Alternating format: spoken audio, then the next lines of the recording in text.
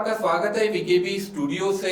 राजनीति की अगर बात की जाएगी तो राजनीति में कई सारे उतार चढ़ाव आते रहते हैं, लेकिन कोई 40 साल अगर किसी पार्टी के साथ जुड़ा रहता है, बड़ी शिद्दत के साथ जुड़ा रहता है और अचानक वो पार्टी को छोड़कर किसी दूसरे पार्टी में चला जाता है तो ये बहुत बड़ी बात होती है।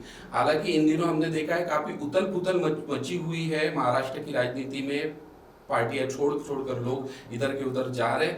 लेकिन तानाजी वनवे की अगर बात की जाएगी तो पिछले 40 साल से वो कांग्रेस के साथ जुड़े हुए थे और कांग्रेस की विचारधाराओं से आगे बढ़ते हुए उन्होंने पार्टी को बढ़ाया, लेकिन उन्होंने हर्ष से फर्श तक का सफर देखा है।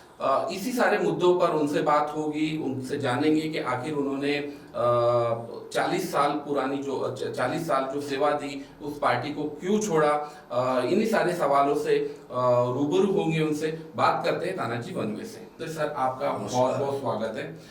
सर सबसे पहले बताइए कि 40 साल आपने कांग्रेस में को दिए, उसके बाद में अचानक एनसीपी अजित पवार गुट यानी महायुति का हिस्सा, क्या वजह रही? को मैं कांग्रेस का एक निष्ठावंत कार्यकर्ता था और गांधी नेहरू विचारधारा के साथ मैं जुड़ा हुआ था, क्योंकि मेरे पिताजी खुद फ्रीडम फाइटर थे और हमारी पूरी फैमिली कांग्रेस के साथ थी। फिर भी यूथ कांग्रेस में मैंने इंदिरा जी और संजय गांधी के साथ अपने राजकीय जीवनी की शुरुआत पूर्व पालक मंत्री सतीश चतुर्वेदी जी के साथ और विदर्भ के एक बड़े नेता पूर्व उप मुख्यमंत्री स्वर्गीय नाशिकराव त्रिपुड़े जी के साथ मैंने इस राजनीतिक जीवन की शुरुआत की थी। 1985 में मुझे जो भी सरकमस्टेंसेस नागपुर में थे तो उस समय सतीश चतुर्वेदी जी चुनाव हार चुके थे और अविनाश पांडे जी जो है कांग्रेस के नेता वो चुनाव जीत चुके थे। तो एक विपरीत परिस्थिति में मुझे सब लोगों ने चुनाव में खड़ा किया और उस समय का वार्ड नंबर 21 ओमनगर से मुझे जनता ने आशीर्वाद दिया और मैं उस समय भारी मतों से अपक्ष उम्मीदवार के रूप में चुनकर आए। तो बाद में 1992 में मुझे पार्टी ने टिकट दिया। मुझे नागपुर महानगर पालिका में स्थायी समिति का अध्यक्ष होने का सम्मान मिला। उसके बाद मैं यूथ कांग्रेस में 1978 से था। बाल सेवा दल की शाखा में खुद चलाता था।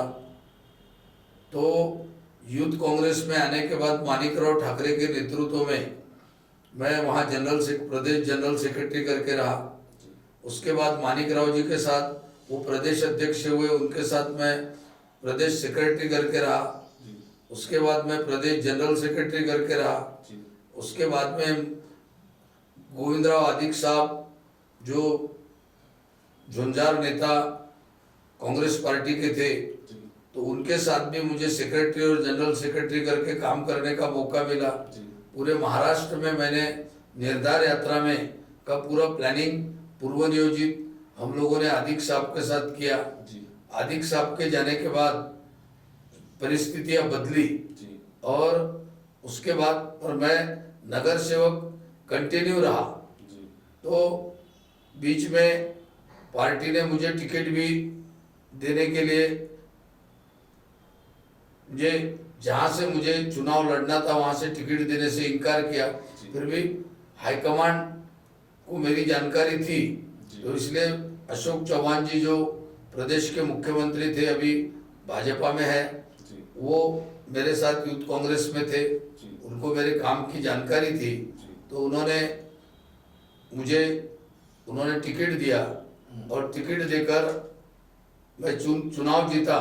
तो हमारे प्रभाग में ये जो 4 का जो प्रभाग हुआ 1917 में, तो 17 में मैं अकेला कांग्रेस पार्टी से चुनकर आया और 3 भाजपा के लोग चुनकर आए।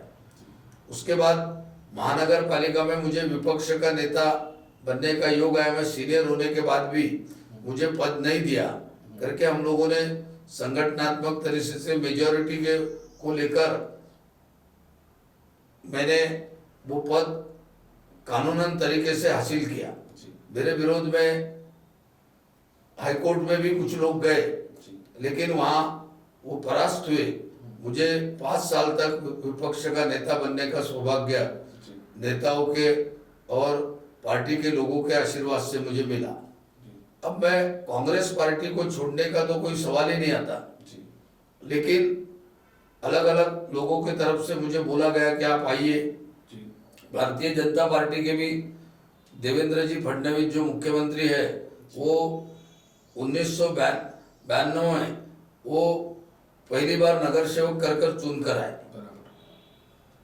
प्रभाकर दटके करके, प्रवीण दटके जी के जो पिताजी थे वो भी मेरे साथ रहे, वो विपक्ष के नेता रहे उस समय।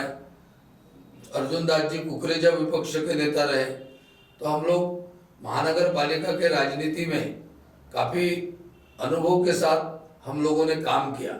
मैं जब स्टैंडिंग कमेटी चेयरमैन बना तो यहाँ पे गटर लाइन का मास्टर प्लान, सीवरेज प्लांट जो भांडेवाड़ी में बना है उसका उस समय 55 करोड़ रुपए बाबा साहब केदार उस समय पालक मंत्री थे, तो उनके सहयोग से और मुख्यमंत्री नाइक साहब थे सुधाकर राव, उनके सहयोग से हम लोगों ने यहाँ काफ़ी योजनाएं लाने का काम, पानी की टाकियाँ लाने का काम, इंफ्रास्ट्रक्चर, नागपुर टैंकर मुक्त कैसा हो, वो दृष्टि से भी हम लोगों ने पूरी कोशिश की।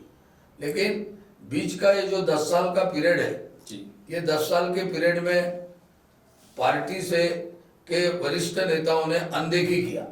जब से किस तरह आरोप लगा रहे हैं? जब से नाना भाऊ पटोले ये अध्यक्ष बने तो इन्होंने मुझे जनरल सेक्रेटरी नहीं बनाया।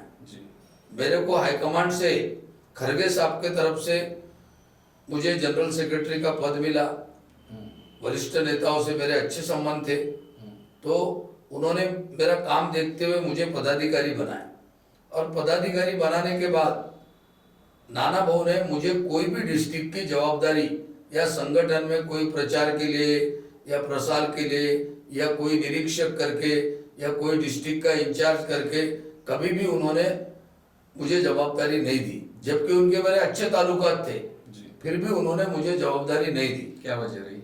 अब वो उनको ये लग रहा था मैं भी कुंभी समाज बहुजन समाज का हूँ, तो वो किसी बहुजन समाज के आदमी को नेतृत्व नहीं मिले और मतलब जातिवादी राजकारण है। और वो भाजपा से आए तो, और वो मुझे बोलते थे कि आपके भाजपा वालों से बहुत अच्छे संबंध है।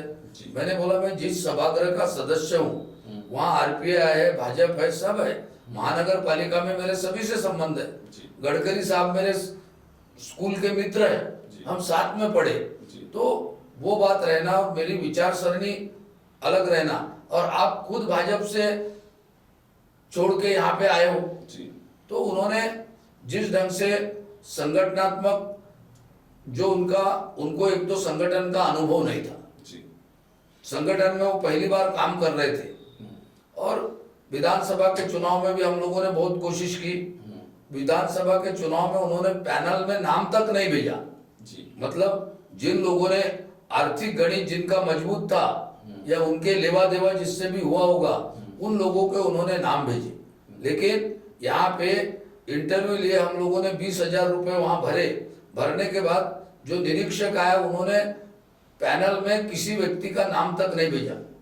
और इसलिए जो संगठन में हम 50 साल 40 साल से काम कर रहे, वो संगठन अगर हमारे कॉग्निजेंस नहीं लेता, अब हर बात हम राहुल गांधी के पास जाके राहुल जी को नहीं बोल सकते, क्योंकि ना वो हमें जानते हैं ना हमारी उनकी जान पहचान है।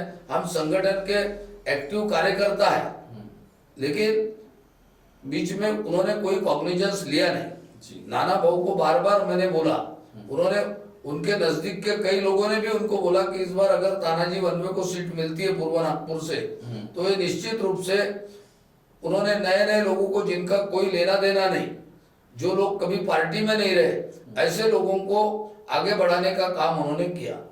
और मुझे इवन लोकसभा चुनाव में भी उन्होंने मुझे कोई जिम्मेदारी नहीं दी, फिर भी मैंने विकास ठाकरे का लोकसभा चुनाव में काम किया। उसके बाद में विधानसभा चुनाव की जब बात आई तो विधानसभा चुनाव में भी मुझे कोई जिम्मेदारी महाविकास आघाड़ी के उम्मीदवार ने भी नहीं दी और कांग्रेस पार्टी के लोगों ने भी नहीं दी। तो जो पार्टी चुनाव में भी अपने को पूछने को तैयार नहीं और जो पार्टी के तरफ से इतना सीनियर लीडर मेरे 5 बार चुनकर कंटिन्यू आने वाला व्यक्तिमत्व नागपुर शहर में मैं अकेला हूँ और उसके बाद भी वो अगर पूछते नहीं है तो हम सब लोगों को, हमारे सब कार्यकर्ताओं में एक निराशा आई और उन्होंने बोला कि भाई अपन ने कुछ तो भी ये मान सम्मान नहीं दे रहे, आगे टिकट का तो विषय नहीं और टिकट भी जो देंगे कि नहीं देंगे इसकी भी कोई अपेक्षा नहीं है अपने को। वैसे भी मैं 5 बार चुन के आ गया, मुझे कोई चुनाव की कोई बहुत ज्यादा अपेक्षा नहीं है, लेकिन फिर भी सामाजिक क्षेत्र में मैं काम कर रहा हूँ। मेरे साथ के काफी लोग पदाधिकारी काम कर रहे हैं, हमारे कार्यकर्ता काम कर रहे हैं, तो उन लोगों को मान सम्मान संगठन में मिलना चाहिए। तानाजी, आपकी नाराजगी स्वाभाविक है, लेकिन स्वाभिमान के लिए आप शायद पार्टी छोड़ दी आपने सारी चीजों को देखते हैं। लेकिन विधानसभा की आपने अगर बात की जाएगी तो इस बार तो विधानसभा पूर्व नागपुर का जो क्षेत्र आता है वो तो एनसीपी के खेमे में चला गया था आपकी महाविकास आघाड़ी के तहत, तो किस आधार पर फिर आप मांग कर रहे थे सारी चीजों को देखते हुए? कांग्रेस पार्टी ने पहले निवेदन मंगाए जी कि भाई आप जो जो उम्मीदवारी मांगना चाहता है उन लोगों को उम्मीदवारी देना चाहिए।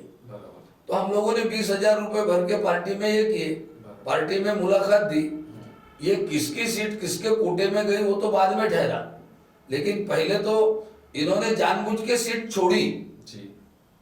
और मेरा एक जैसा फॉर एग्जाम्पल रामटेक में उबाटा के उम्मीदवार को 5,000 वोट मिलते और जो अपक्ष उम्मीदवार लड़े राजेंद्र मूलक उनको 85,000 वोट मिलते, तो टिकट किसको देना चाहिए? जी बिल्कुल। अब मैं 5 बार चुनाव जीता हूं तो मुझे टिकट मिलना चाहिए कि जो आदमी पहली बार आया और वो भी बहुत कम वोटों से आया उसको टिकट मिलना चाहिए। तभी आपने आपके स्वाभिमान के लिए आप निर्दलीय क्यों नहीं खड़े हुए, जैसे राजेंद्र मूलक खड़े थे? नहीं, मुझे निर्दलीय खड़ा नहीं रहना था, इसलिए मैं उसका खुद मदद करने के इसमें था कि भाई धुलेश्वर पेठे जी की मैं मदद करूं, लेकिन उन्होंने मेरी मदद लेने की भी, जो भी कांग्रेस का नेतृत्व था उसमें अभिजीत वंजारी जी है या और भी उनके एनसीपी के कोई नेता है, वो सब लोगों ने मिलके पूरी चुनाव की जिम्मेदारी से मुझे मुक्त कर दिया और इसलिए मुझे मजबूरन दक्षिण नागपुर में गिरीश पांडव जी का काम करना पड़ा जी, क्योंकि मैं पार्टी के खिलाफ जाके कोई काम नहीं करना चाहता था, इसलिए मैंने पूर्व नागपुर के बजाय दक्षिण नागपुर में काम किया। ऐसे हालातों में? हाँ, ऐसे हालातों में विकास ठाकरे जी के एरिया में मैंने काम किया, मैंने नितिन राउत जी जो है उनके एरिया में काम किया कि भाई पार्टी के जो उम्मीदवार है, तो इतने साल का अनुभव है, तो वहाँ अपने कार्यकर्ता कैंडिडेट चुनकर आना चाहिए, ये मेरी उसके पीछे की भावना थी। वनवे जी, अगर देखा जाएगा तो आपने कांग्रेस पार्टी का हर्ष से फर्श तक का सफर देखा है। पहले तो कांग्रेस के सिवा कोई पर्याय ही नहीं था। कांग्रेस की सत्ता महानगर पालिका में थी, कांग्रेस की सत्ता राज्य में थी, कांग्रेस की सत्ता देश भर में थी। कंपेयर किया जाए, आपने अपने इतने 40 साल दिए, तब की कांग्रेस और आज की कांग्रेस, मैं नागपुर कांग्रेस की भी बात कर रहा हूँ, मैं महाराष्ट्र कांग्रेस की भी बात कर रहा हूँ, मैं सेंट्रल की भी बात कर रहा हूँ, क्या फर्क है?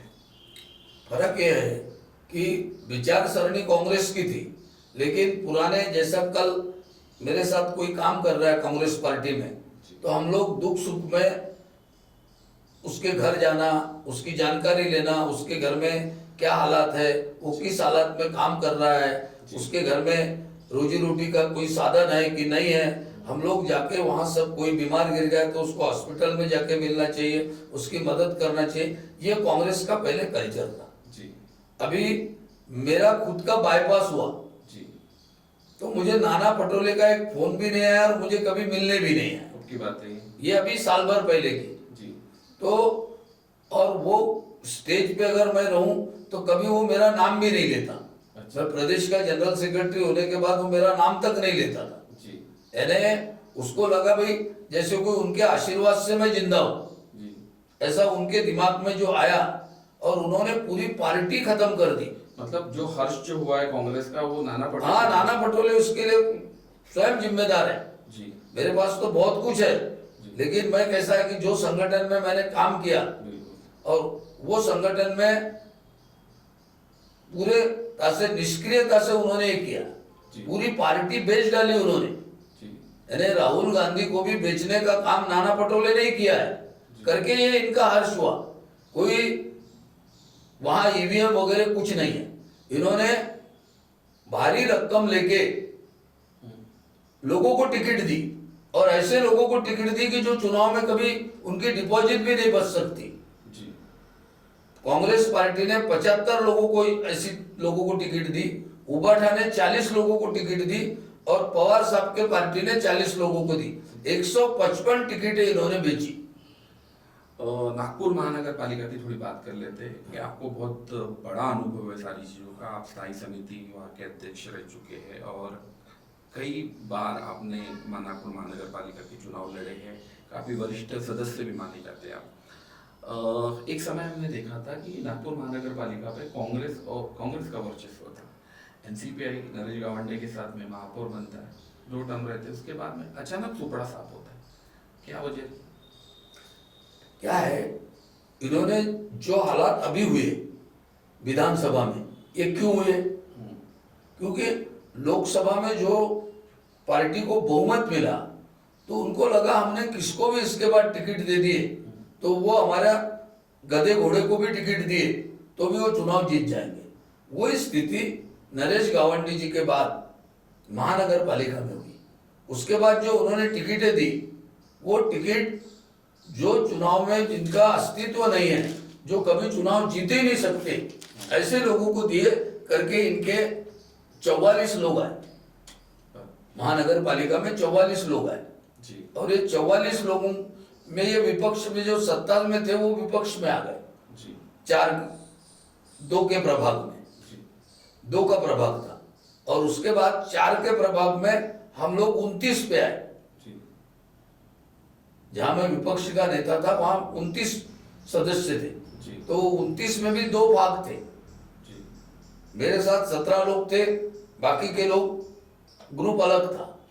तो ये 2 फाड़ होने से कांग्रेस में आपसी अंदरूनी झगड़ों के वजह से ये स्थिति हमारी आई है। मतलब अंदरूनी झगड़े ये मानते हैं सारे? हाँ, सवाल ही यहाँ पे नहीं। काफी गुटबाजी भी है। गुटबाजी है इसमें। सतीश चतुर्वेदी जैसे सीनियर आदमी को पार्टी से निष्कासित किया गया, बिल्कुल।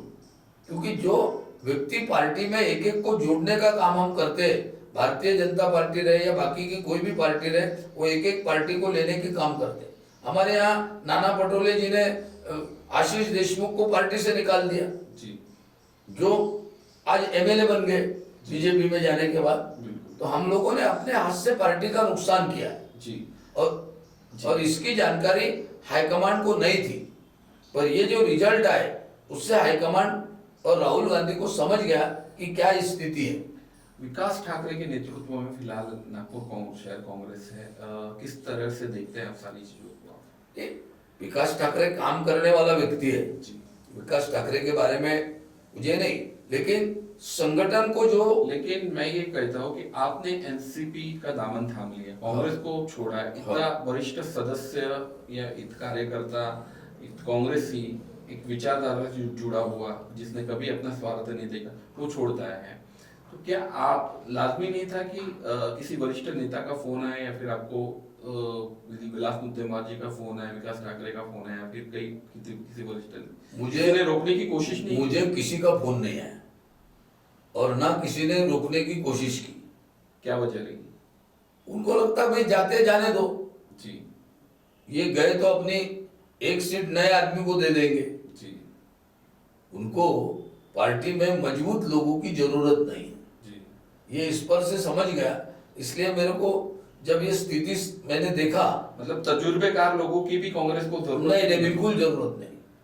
जो जनाधार जिनको है, जो मास में लोग है, ऐसे लोग इनको नहीं चाहिए जी। तो इसीलिए उन्होंने, किसी का मुझे आज तक फोन तो नहीं आया कि आपने पार्टी क्यों छोड़ी। दुख हुआ है इन सारी चीजों का देखते हुए, क्योंकि इतने साल आपने नहीं, बराबर है। निरंतर हम कवर करते आ रहे हैं आपको हाँ। एक कांग्रेसी। नहीं नहीं, बराबर है कि इतने साल तक जो पार्टी में रहे, छोड़ते को मजबूर होके जाना पड़ा। जी भाई मुझे प्रफुल्ल भाई पटेल जो हमारे साथ कांग्रेस एकत्रीकरण जब थी तब से मेरे प्रफुल्ल भाई से रिश्ते संबंध है, तो उन्होंने मुझे बोला कि आप हमारे साथ आ जाइए, बाकी का हमारे ऊपर आप छोड़ दीजिए। तो उन्होंने फिर अभी अजीत दादा तटकरे जी और प्रफुल्ल भाई ये एनसीपी के कार्यालय का उद्घाटन जब हुआ उसी दिन उनका मेरा प्रवेश उनके हस्ते हुआ। एक कयास ये भी लगाए जा रहे थे कि आप बीजेपी ज्वाइन करना चाहते थे, क्या सच्चाई है इन सारी चीजों की देखते हुए? लेकिन आप कांग्रेस की विचारधारा को छोड़ते हैं, अभी महायुति के घटक पक्ष में हो, क्योंकि एनसीपी, अजित पवार गुट, देवेंद्र फडणवीस और शिंदे के खेमे में आप शामिल हो गए। किस तरह से देखते हैं आप? और पहले मेरे सवाल का वो जवाब दीजिए कि आप बीजेपी ज्वाइन करना चाहते थे? नहीं, बीजेपी ज्वाइन कर रहे, ये न्यूज हमारे कांग्रेस पार्टी के तरफ से क्या है फैलाई गई। हाँ, मैं विरोधी पक्ष नेता होने की वजह से देवेंद्र जी और गडकरी जी इनकी महानगर पालिका में सत्ता है, तो जो भी महानगर पालिका के प्रोग्राम्स होते थे जी सार्वजनिक, वो प्रोग्राम में एज ए विरोधी पक्ष नेता करके मैं उपस्थित रहता था। बराबर। तो और उनके मेरे ताल्लुकात अच्छे हैं जी। अच्छे होने की वजह से कांग्रेस के लोगों ने कई बार बोला कि भाई तानाजी वन में बीजेपी में शामिल होने वाले हैं। जी तो ये टाइप की रूमर काफी साल 2 साल तक चली, जी। लेकिन ऐसा कुछ नहीं था। उनके मेरे ताल्लुकात है पूरे राजनीति में सभी के साथ रहना पड़ता है। और गडकरी जी का तो मेरा वैयक्तिक अभी देवेंद्र जी के पिताजी के जमाने से मेरे संबंध थे। बिल्कुल बिल्कुल। विनोद गुर्दे पाटिल, मैं और ये सब लोग हम साथ में काम करते थे। वो बीजेपी में थे, मैं कांग्रेस में था, तो वो मित्रता है जी। लेकिन मैंने कभी पार्टी ज्वाइन करने का ना मुझे किसी ने बोला और ना कभी मैंने कभी पार्टी ज्वाइन करने की बात कही। एनसीपी ही ज्वाइन क्यों की? अगर ऐसा सवाल अगर मैं करूं तो क्या कांग्रेस की विचारधारा और एनसीपी की विचारधारा सेम है? भले ही वो महायुति के साथ हो अजित पवार गुट, लेकिन विचारधाराओं को देखते हुए आपने एनसीपी ज्वाइन की? बराबर है, क्योंकि अजीत दादा ने और प्रफुल्ल भाई ने, तटकरे जी ने जाहिर किया कि हम किसी परिस्थिति में हम भाजपा के साथ और शिंदे साहब के साथ हम गए हैं, लेकिन हम शाहू फुले अंबेडकर की विचारधारा हमारी कायम रहेगी। और ये बात हमने प्रधानमंत्री जी को बोला कि भाई अगर हम लोग हमारी ये विचारधारा छोड़ के हम कुछ करना नहीं चाहते, तो उन्होंने बोला कि ठीक है आप साथ रहिए, लेकिन आपकी विचारधारा आपके हिसाब से आप करिए। तो मैं भी गांधी, नेहरू, शाहू फुले अंबेडकर को मानने वाला व्यक्ति हूँ, इसलिए मैंने राष्ट्रीय कांग्रेस से राष्ट्रवादी कांग्रेस अजीत दादा के गठ में मैंने प्रवेश किया। किस तरह से देखते हैं आप अपने विस्तार को, इन सारी चीजों को, क्योंकि आपकी कड़ी पकड़ है संगठन पर देखते हुए, क्या आपके कार्यकर्ता भी आपके साथ में अगर देखा जाएगा तो सारी चीजों, या फिर आपने अकेले ने प्रवेश किया है? मतलब कितने कांग्रेसियों के साथ में आपने? नहीं, मेरे जो 500 कार्यकर्ता थे जी, उन्होंने प्रवेश किया है जी। भाई। उसमें कोई मागास वर्गीय लोग हैं, कोई माइनॉरिटी के लोग हैं, ओबीसी के लोग हैं। उन्होंने संगठन में मेरे साथ 500 लोगों ने प्रवेश किया और वो मेरे साथ है, मेरी विचारधारा के साथ है। क्या विश्वास लेकर आप एनसीपी में आए? क्या यहाँ पर सम्मान और बाकी की चीजें मिल रही है आपको, या फिर मिलेगा आने वाले दिनों में? किस बातों को देखते? नहीं, वो एनसीपी में प्रफुल्ल भाई जो है, जो विदर्भ के नेता है जी, और पूरा एनसीपी का काम वो देखते हैं जी, और उनके साथ काफी पुराने मेरे संबंध है। राजेंद्र जैन जी से भी मेरे संबंध है। तो उन्होंने ये बोला कि भाई आप हमारे साथ आइए, हम आपको पूरा सम्मान के साथ आपकी को हम पार्टी में मौका देंगे। तो उन्होंने मुझे सम्मान के साथ, अभी शिरडी में अधिवेशन हुआ, वहाँ बहुत सम्मान के साथ उन्होंने मुझे बुलाया, वहाँ पे प्रतिनिधि के रूप में मैं गया। और अभी कार्यालय में भी जो प्रवेश हुआ, अजीत दादा के भी साथ मेरे पुराने संबंध है। जब मैं यूथ कांग्रेस में पूना का निरीक्षक था, उस दिन अजीत दादा जिला बैंक के अध्यक्ष बने थे, वो मुझे मिलने आए यूथ कांग्रेस का निरीक्षक करके सुरेश घुले उनके पूना डिस्ट्रिक्ट के यूथ कांग्रेस के अध्यक्ष बने। वो याद मैंने उनको दिलाई तो बोले ये तो बहुत पुरानी बात है। तो बोले ये तो काफी, हम लोग बड़े पवार साहब का भी जन्मदिन नागपुर में मैंने मेरे इलाके में 2 बार मनाया। पूरी कैबिनेट तब दोनों कांग्रेस एक थी। विलासराव देशमुख जी से भी मेरे बहुत एकदम क्लोज संबंध रहे। मैं उनका नजदीकी आदमी करके, सब लोग मुझे करीबी आदमी करके मानते थे। विलासराव रहते तो आज ये दिन मुझे देखने नहीं पड़ते। लेकिन फिर भी उनके संगठन में जब भी मैं काम करता हूँ, पवार साहब भी मुझे पर्सनली जानते हैं। लेकिन पवार साहब अभी आए तो उनके भी प्रोग्राम में मैं सम्मिलित हुआ था, बेटे जी के इसमें।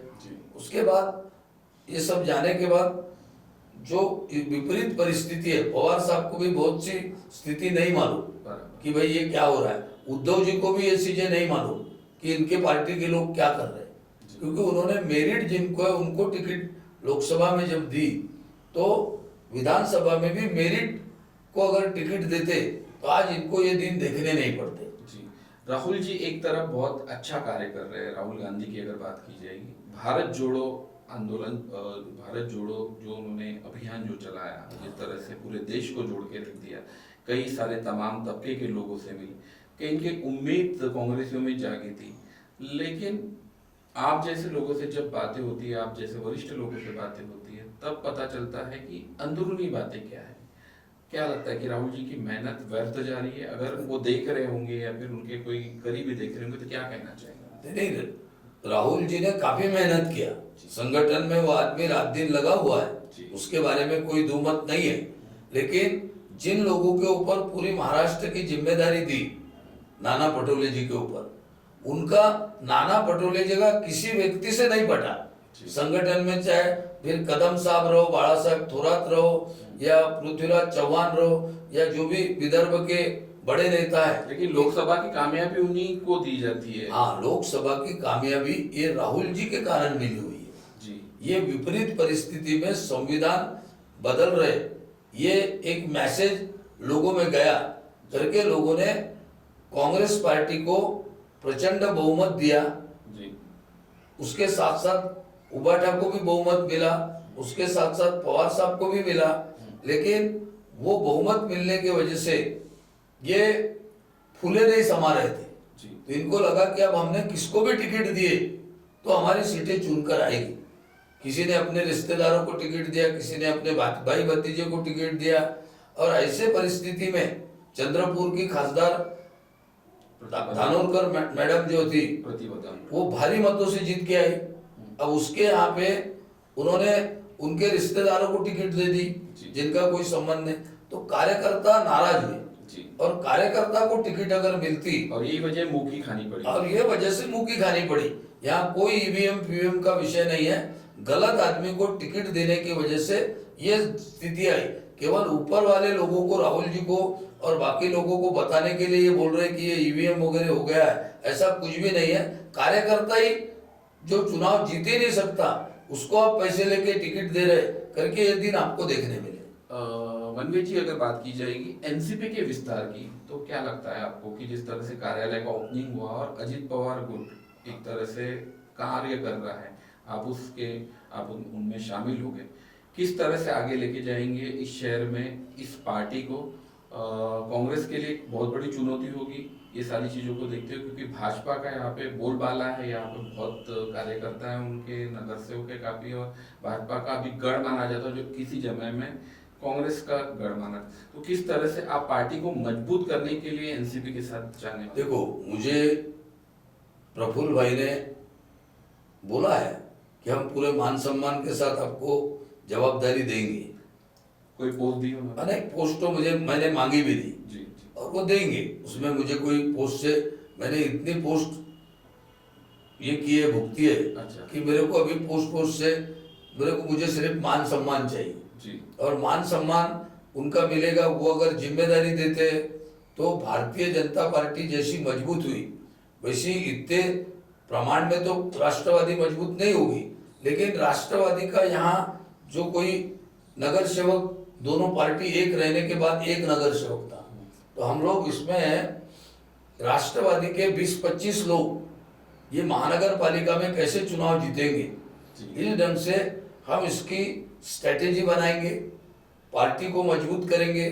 पार्टी के जो मंत्री है अजीत दादा के नेतृत्व में, जो अजीत दादा काम कर रहे, लाडली बहना काम कर रही, या जो भी युति के सरकार में जो लोग काम कर रहे हैं, तो उनका वो जो काम है वो पब्लिक तक पहुंचा के, जनता तक ले जाके, फिर निराधार का काम रहे, लाडली बहना का काम रहे, श्रम कार्ड का काम रहे, या कोई जनता के काम करें, जनता के काम, बेरोजगारों के काम रहे, तो हम लोग पब्लिक तक पहुंचाने का काम करेंगे। वार्डों में जो स्थिति है कि भाई गटर लाइन का काम नहीं हो रहा है, यहाँ पे नागपुर शहर में गार्डन खंगार हो चुके हैं, गार्डनों के सब जिम टूट चुके हैं, गार्डनों में लोग घूमते हैं लेकिन उनको तकलीफ हो रही है, नाली गटर रोड के जो काम जिस प्रमाण में होना चाहिए वो नहीं हो रहे। 3 साल से महानगर पालिका नहीं होने से जनप्रतिनिधि के तो बेहाल है, लेकिन पब्लिक के भी बेहाल है। तो वो चीज सब दादा के और हमारे नेताओं के कान पे डालकर इस दृष्टि से कैसा एक फंड लाके नागपुर शहर में राष्ट्रवादी कांग्रेस पार्टी के माध्यम से काम करके ये पार्टी के ज्यादा से ज्यादा नुमाइंदे महानगर पालिका में कैसे आ सकते, इसके लिए मैं पूरा पार्टी कार्यालय में समय देने वाला हूँ। पार्टी कार्यालय में मैं रोज बैठने वाला हूँ। पार्टी के लोगों तक, जो पब्लिक जहाँ है वहाँ तक जाके उनकी जो भी समस्याएं होगी, क्योंकि मैं सुबह 7 बजे से तो 10 बजे तक मैं प्रभाग में घूमता हूँ, और प्रभाग बहुत बड़ा है, तो प्रभाग में घूमूंगा, जहाँ जहाँ भी लोगों ने बुलाया वहाँ वहाँ हम लोग जाते। अभी हमने एक तिल संक्रांत के लिए मेरे मिसेस ने 1000 लोगों का तिल संक्रांत मेळावा हमने लिया, और उसमें प्रोग्राम में काफी महिलाएं थी। 1000 महिलाएं प्रोग्राम में आना ये कोई छोटी बात नहीं है। तो इसलिए एनसीपी की जो ताकत है वो कैसी बढ़ाना। उसके बाद हमारे बाठोड़ा एरिया में भी 400-500 लोगों का महिला का हल्दी कुंकू हुआ, तो हल्दी कार्यक्रम शुरू है। फिर आरोग्य शिविर का काम है, जनता के काम के लिए मैंने मेरे इलाके में 3 हॉस्पिटल ओपीडी शुरू किया, और जिसमें फ्री दवा मिलती है।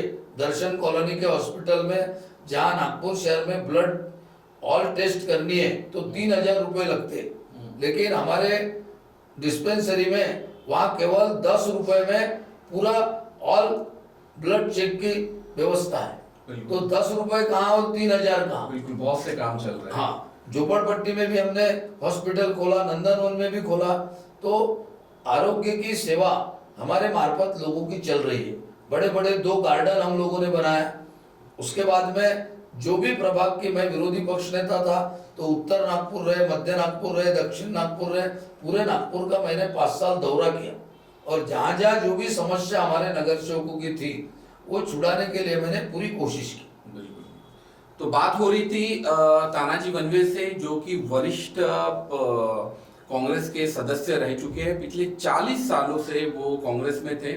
उन्होंने इंदिरा गांधी का काल देखा, उन्होंने संजय गांधी का जो समय देखा, उनकी राजनीति से प्रभावित होकर वो कांग्रेस में जुड़े रहे।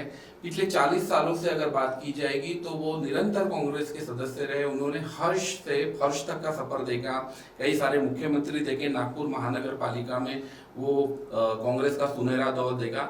लेकिन पिछले 10 सालों से उन्होंने जो आरोप लगाया है कि जो प्रदेश की कमान जिनको सौंपी गई नाना पटोले को, उनके कारण शायद कांग्रेस का वजूद ही खतरे में आ गया महाराष्ट्र में अगर देखा जाएगा तो। हाल ही में उन्होंने एनसीपी में प्रवेश किया है। एनसीपी अजीत पवार गुट में उन्होंने प्रवेश किया है, और प्रफुल्ल भाई के कहने पर उन्होंने प्रवेश किया है। देखा जाए तो अपने आप में बहुत बड़ी बात है। एक वरिष्ठ सदस्य, एक वरिष्ठ महानगर पालिका के कारपोरेटर रहे हैं, विरोधी पक्ष रहे हैं, स्थायी समिति अध्यक्ष रहे हैं, ऐसे तमाम कार्यों को अंजाम तक पहुंचाए। लेकिन अपने सम्मान के खातिर, अपने स्वाभिमान के खातिर उन्होंने कांग्रेस का दामन 40 साल बाद छोड़ दिया। तो अपने आप में बहुत बड़ी बात होती है। बात हो रही थी तानाजी वनवे से। सर, आप हमारे स्टूडियो में आए, हमें इतना समय दिया, बहुत बहुत शुक्रिया। तो राजनीति में कई सारे लोगों से बात होते रहेगी, मुलाकातें होते रहेगी हमारे स्टूडियो में।